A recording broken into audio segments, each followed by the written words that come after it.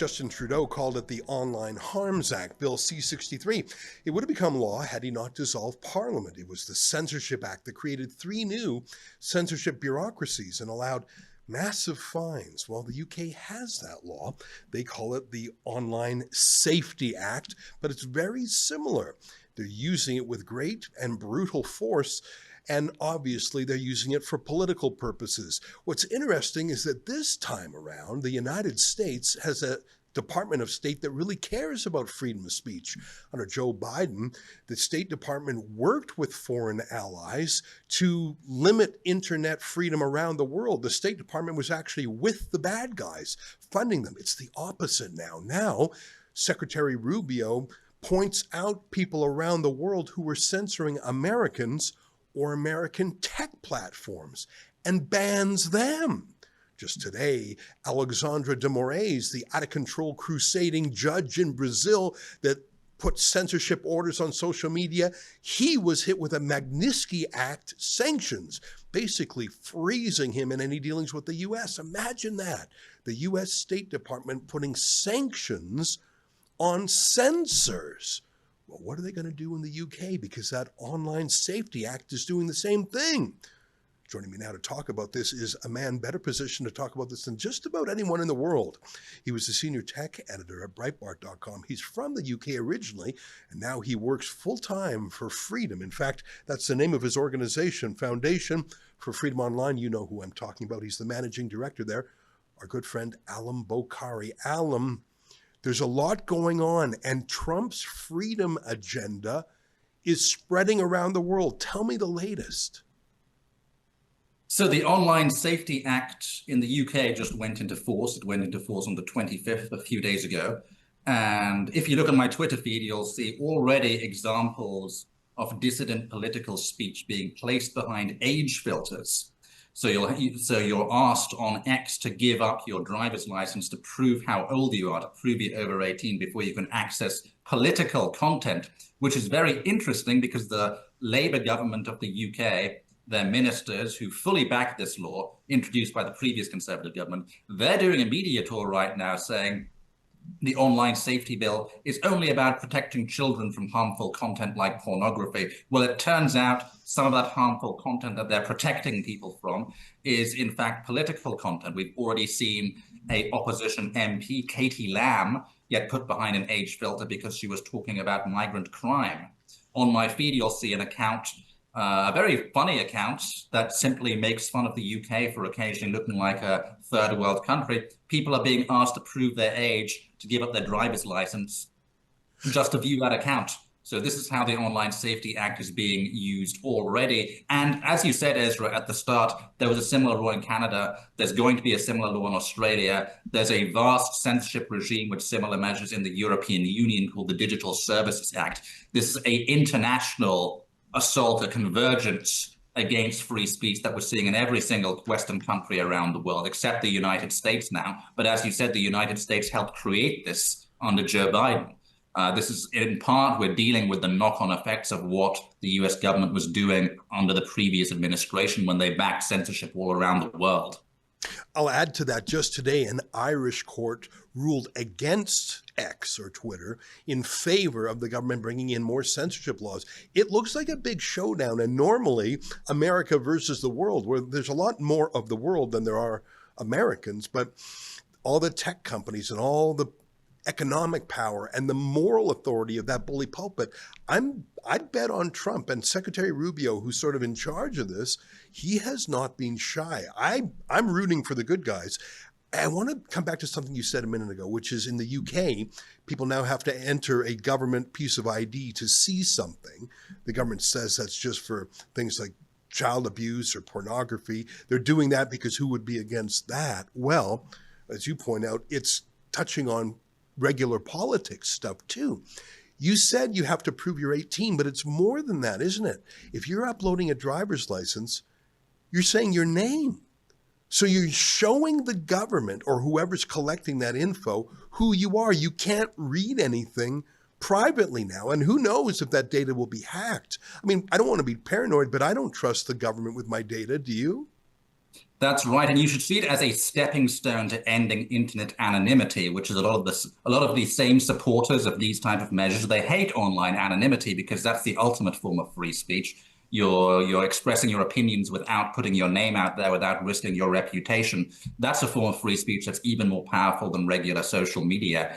And by making people give up their personal identifying information just to access political speech online, you're creating a stepping stone to end anonymity. In addition, you're putting that information on an online database. You're entrusting some third party with it, which may not be entirely secure. We just saw in the United States, there was an app, it was called T. They asked every user to upload their driver's license, and it turns out their security was really shoddy. The entire database leaked.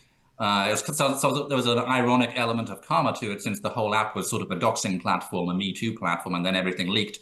But you're uploading these documents. How can you be sure that the place you're uploading it to is secure, even if they're trying to be secure, even if they're not sharing it with the government or with journalists? It could leak at a future date. You don't know how secure that's going to be. Yeah, it really is Orwellian. Hey, there's one more thing I want to point out, and can you corroborate this? I've seen this by a few people on Twitter, and it looks authoritative, that this Online Safety Act expressly says, and I mentioned some of the things, it's designed to protect young viewers against violence and pornography and fraud and suicide. And again, that's designed to get people to say, oh, of course, I support that. But then they sneak the politics into that. They did that in Canada's Bill C-63 too. So you have all these well-meaning things, who could possibly disagree with them, but stuck in there, and you correct me if I'm reading this wrong, subject matter including, quote, illegal immigration and people smuggling.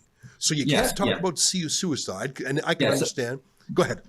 Yeah, we cannot let them have this narrative. This is the narrative they're running with. They're even accusing Nigel Farage and the Reform Party, which opposes this bill and has promised to repeal it, of being on the side of child predators. They're completely running with this narrative.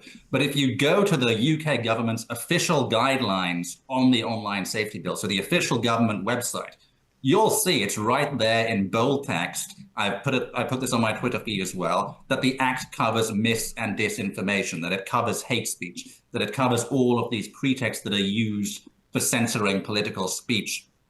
And, you know, government ministers in the UK, when they're out doing TV interviews, they'll only talk about the child protection measures. Mm-hmm. They won't talk about what they're talking about in Parliament, where government ministers are saying, yes, this act does cover misinformation. And in fact, government ministers have even said that a key purpose of the bill is to prevent the kind of riots that were seen, the kind of public disturbances that were seen in the UK last year, because people were organizing organically to protest immigration and migrant crime and illegal immigration. That's not about protecting kids. That's about shutting down political activity.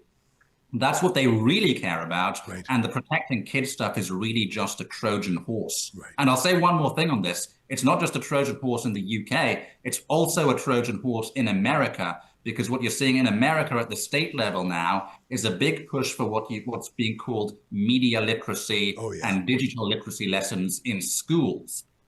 And again, there, the pretext is exactly the same. People say we need to teach kids safe online browsing habits. Mm. But when you dig a little deeper, the organizations that are providing the teaching curricula for digital literacy, for media literacy, there are organizations like the Southern Poverty Law Center, there are organizations like NewsGuard, there are organizations whose entire purpose is to tell people, don't go to websites that carry political viewpoints we disagree with. Right. That is what organizations like that do. And again, they're using protecting kids as the Trojan horse to achieve that. Right. Huh. You know, when I saw that they wanted to ban discussions of, quote, illegal immigration and people smuggling, once upon a time, just look at those words, illegal immigration. Well, you just said it was illegal.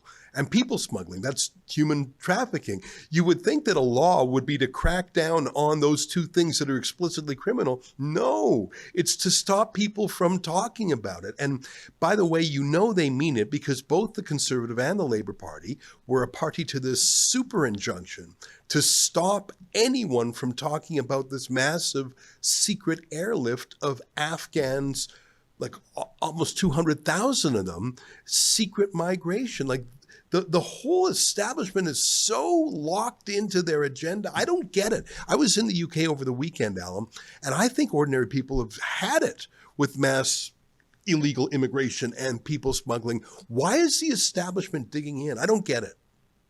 That's why the law is so important to them, and it's really important to them that's come into effect at this time, because as you say, Ezra, there have been spontaneous protests this summer as well. We had them last summer in the UK, but this summer as well, spontaneous protests outside hotels that are housing illegal migrants.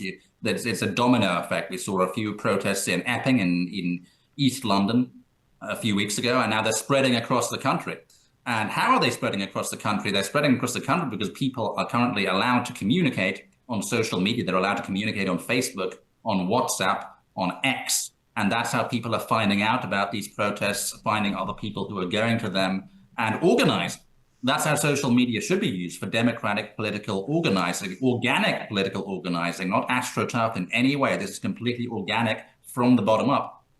That is precisely the type of organization that threatens the establishment, that threatens the regime. That's why they want to shut it down. That's why this law is so important to them. And, you mentioned that provision in the law about people smuggling and illegal immigration. It's written in a kind of ambiguous way. You could say that's actually they're saying, well, we want to stop people smugglers from communicating on social media. But if you go to what I bet ministers will say that in public as well when they're trying to convince people to support the law. But if you look at what they're saying in Parliament, they're saying no. This is for covering misinformation that leads to public disturbances, that leads, well, they'll call it rioting, but what they really mean is this organic energy you're seeing in the UK to solve the immigration issue, this issue that the political establishment have ignored for decades after decades, election after election, and are still ignoring it. And that's why there's so much anger at the grassroots level. That's why there's so much energy. That's what they want to shut down.